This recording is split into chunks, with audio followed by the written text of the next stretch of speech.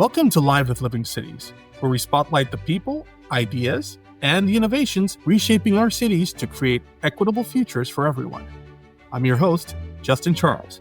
Today we're exploring a transformative force that's no longer the stuff of science fiction. That's right, artificial intelligence. Once confined to the futuristic novels and blockbuster films, AI has now entered the mainstream, reshaping industries, societies, and economies.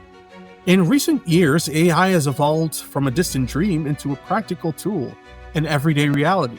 It powers our search engines, curates the content we consume, and even recommends what we should buy, watch, or read. But as with any tool of immense power, the sudden emergence of AI raises pressing questions. Questions about its benefits, its flaws, and most importantly, its future impact on our world. AI offers extraordinary potential. It has the power to process massive amounts of data faster than any human ever could. It can detect patterns, anticipate needs, and automate tasks, freeing up time and resources for more complex and creative work. In advocacy and equity work, this could mean identifying and addressing systemic disparities with unprecedented precision. AI could help identify overlooked communities, track the impact of policies in real time, or even design innovative financial tools to close wealth gaps. It holds the promise of leveling playing fields and amplifying efforts to create a just and equitable society. But, as we all know, AI is far from perfect. Its algorithms, while powerful, are not impartial. They're trained on data that often reflects the biases and inequities of our human systems. And when these biases are baked into AI, the technology can reinforce and even deepen existing disparities. Take, for instance, algorithms used in hiring, lending, or policing, fields where AI has already shown promise but already also caused harm.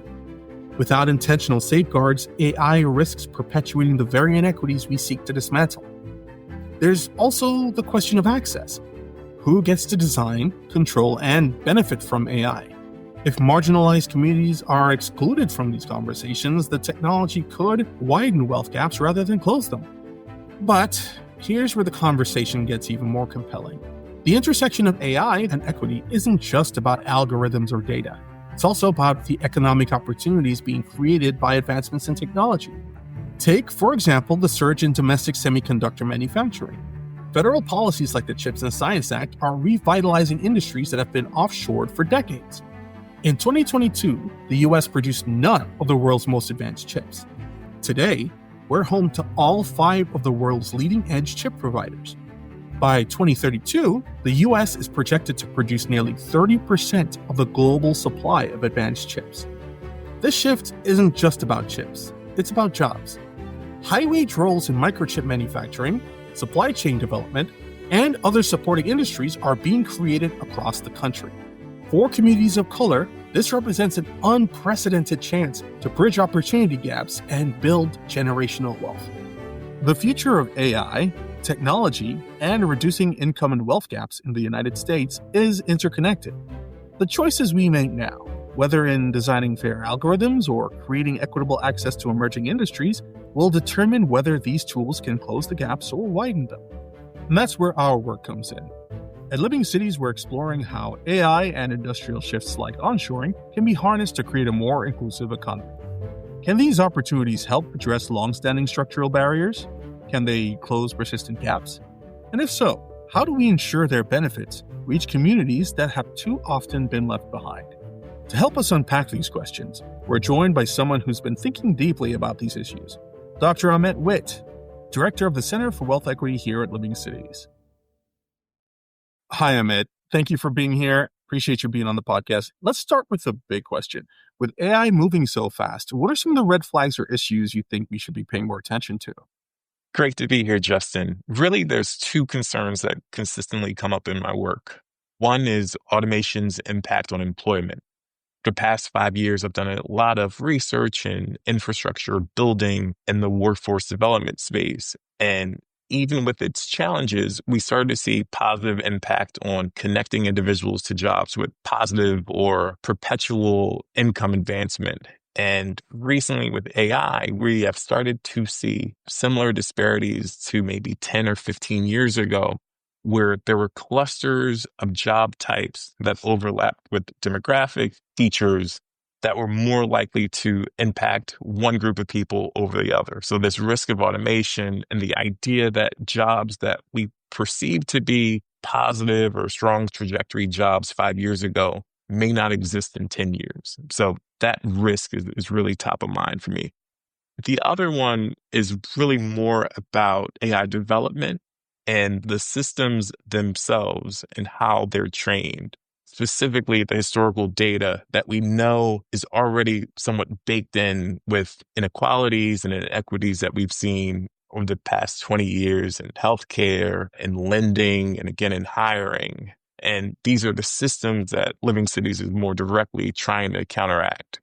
So both understanding how the systems work and specifically understand how risk is being amplified, I would say is the number two thing, or in some days, number one thing that I'm concerned about right now. Thank you for that. And when we look at fictional depictions of AI and how it can impact society, usually the first thing people go to is the loss of jobs, people having their jobs automated, people having their jobs basically taken over by a machine. And so those are starting to turn into some very real concerns. So, in your view, given all of that, how can AI actually help level the playing field when it comes to economic opportunity? Yeah, that's a really helpful perspective, Justin, because we spend a lot of time talking about the threats and they are real, but that economic opportunity, and we've seen projections in the billions of the new wealth that AI is going to create. Really want to make sure that wealth is distributed in a way that can lead to inclusive economies, both in the US and around the world. So I think of a couple different targets there. I've really seen a lot of growth in the use of expanding credit access using AI, both on the private sector and the public sector, using indicators like rent payments, utility bills, cash flow stability, if we're talking about businesses. And it's really expanding the amount of people who are now eligible and able to access credit. And both in home ownership and business ownership, we know that's two main pathways that we see of creating a more inclusive economy. There's been also government adoption. Even in this moment of uncertainty, we've seen the FHA approve new ways of looking at credit. We've seen Fannie Mae and Freddie Mac adopt new mechanisms to really expand the pool of individuals who are eligible for housing loans. And I really see that work extending, even though there's a lot of talk of threats. I think we're moving towards a time where we see the need in the economy to really bring more people around the table. And that's going to extend both in housing and maybe continuing housing, maybe under a different name. But we also see just the growing and scaling businesses, how AI is really cutting both the barrier of entry and the administrative and operational costs for new entrepreneurs. Excellent. Okay, sounds like there's some good that comes with the bad. Now, if you're talking to folks at a place like Living Cities or any nonprofit trying to make a real difference, what are some of the practical steps we should be taking with regards to AI? At Living Cities, I can think of two, but I think they have broader impacts across the social sector. One, I think we do have an opportunity to support system level strategies in reskilling the workforce. Now, at Living Cities, I think our expertise is more on understanding and building inclusive systems than specifically in the workforce or education domains. But if you think about our member collaborative and their experience both doing place-based work and also having broader impacts on the economy, I think our perspective on understanding our power of convening, our power of targeting changes to both persistent barriers, but also levers of sustained impact way beyond kind of capital being deployed in a particular area. I think that perspective is really helpful. And I think there's organizations out there beyond that our members fund that we can really kind of leverage our knowledge in one space to apply here in reskilling workers. When I think of our core service areas with capital allocators, I think we're learning through our work that there's still a huge tech and resource gap with community-based capital allocators, so our CDFIs or regional banks. And I think there's a lot of new platforms that have proven that we can both increase access to capital but also lower costs for underwriting and lower costs for operations. I saw a really strong case study between an organization or a business, actually, Uplink with Visa, and credit loss drop for the population they were serving, but also a profitability increase for both the companies that were being served and the larger area of the small business ecosystem. So I think that type of work of linking maybe startups, but also technological solutions more broadly with our CBCA peers, I think is really something we can take advantage of right now. And then the third thing, with our network of financial institutions, we definitely need to have a voice in ethical AI in lending. There certainly are, we see regulations, the CFP and HUD, but thinking about how our underwriting system has grown to embed kind of these indirect inequalities, I think that same thing projects forward in AI lending if we do not take advantage of this moment and really have our voice in those conversations about how the systems are being built and which data are being used to build the systems. And you mentioned CBCAs. Can you tell the audience what that means? Those are community-based capital allocators. So you can think of them as intermediaries between maybe larger financial institutions and both small businesses, potential homeowners, and nonprofits on the ground. Thank you very much. That's quite a lot of steps and quite a lot of things that we can do in the nonprofit sector, a nonprofit space. Looking ahead, where do you see the biggest economic opportunities arising from AI and like semiconductor innovations? Yeah, I think last year we've spent a lot of time both internally and within our network thinking about the opportunities in infrastructure and manufacturing as wealth creation. And certainly in the past couple of months, there's been uncertainty, but all signs point to both the continuation of elements of the Chips and Science Act and the infrastructure bill, maybe under a different name, but also the continuation of the private investment we're seeing, specifically with chip and semiconductor manufacturing.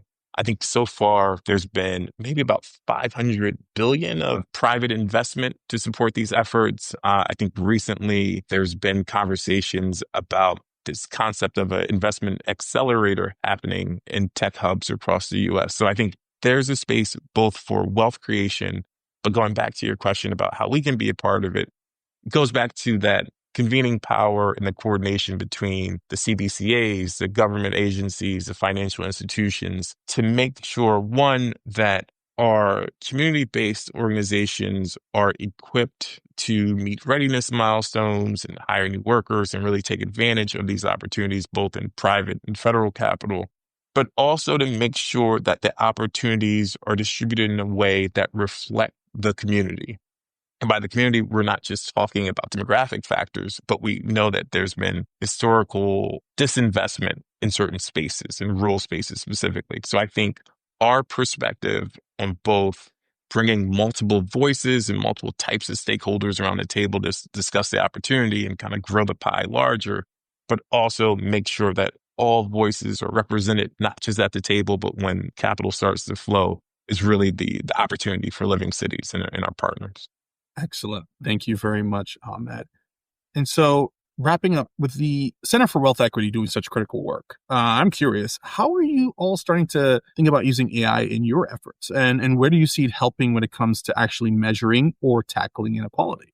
Going back to what I was talking about before about the lower barrier of entry for new entrepreneurs, like we're really treating the Center for Wealth Equity as a startup. And in a way, we're taking advantage of the reduction of operational costs that AI affords us. So for our work, that really means the way, the speed, and the accuracy with which we can collect and process unstructured data, both across our member collaborative at Living Cities and the larger field of capital access, of housing interventions, with new support for entrepreneurs. So with that data and be able to process it more quickly, we're doing more work in mapping and visualizing capital flows in real time. So we're identifying both where there's funding gaps geographically, but also maybe thematically. And we recently talked about new opportunities, for example, in the care economy across a few of our members and a few of the regions in which we touch at Living Cities. And the speed with which we can process both where there's market opportunities and then also where there might be either oversights or under investment across our membership is a matter of weeks, when prior it might have been a matter of months to come to that determination. The other thing that we're doing, very much data focused and enabled by AI, is to more accurately simulate policy and investment impacts. So we're thinking through, all right, if we see an opportunity, let's play out what happens when there's $50 million distributed in this region from these actors. And then when we think about how we de-risk opportunities for collaboration across our membership, we can speak more from a perspective of evidence and data than only relying on kind of our past efforts and kind of repeating what was successful in the past. So it's really kind of supercharging the CWE's charge, which is to turn knowledge capital into action on the ground. And again, I don't know if that work can happen so quickly without AI. So we're learning very quickly. We're trying things out. If we fail, we go back and we know exactly what to correct. If we succeed, we can more quickly scale. Excellent. Thank you, Dr. Whitt. That was Dr. Ahmed Whitt, Director of the Center for Wealth Equity here at Living Cities. Thanks, Ahmed, for your time and expertise, and thank you for joining us on Live with Living Cities. We're grateful to have you with us as we explore what it takes to build a more equitable future. If you'd like to learn more or get involved, visit livingcities.org. And if you found this episode meaningful, be sure to subscribe and share it with others who care about closing income and wealth gaps and driving change. Organizations interested in joining our network or becoming a partner city can reach out to us at lcinfo@livingcities.org. That's LCINFO@livingcities.org. And a heartfelt thank you to all of our partners and supporters. You make this work possible. Until next time, I'm Justin Charles, and this has been Live with Living Cities.